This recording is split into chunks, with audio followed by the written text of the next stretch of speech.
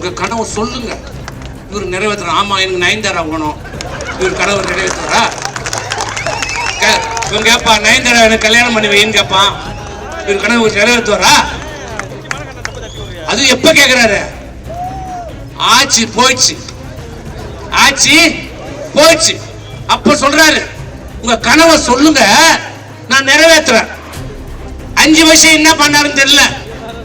காய்ச்சல் போன மருந்து இல்ல, ஊசி இல்ல, டாக்டர் இல்ல, நர்ஸ் இல்ல, கட்டுக்கட்டவ இல்ல, ஆனா கஞ்சா இருக்குது. இதுதான் அந்த ஆட்சியுடைய லட்சணம். இதனால் என்ன ஆகிறது? இளம் சமுதாயம், ஒரு சமுதாயமே இன்றைக்கு சீரழித்து இருக்கிறது இந்த அரசு. இந்த 5 ஆண்டு காலத்திலே இந்த திராவிட முன்னேற்ற கழக அரசு ஆட்சியுடைய கையாளாகத்தனத்திலே, பொறுப்பேற்ற தனத்திலே, ஆற தெரியாத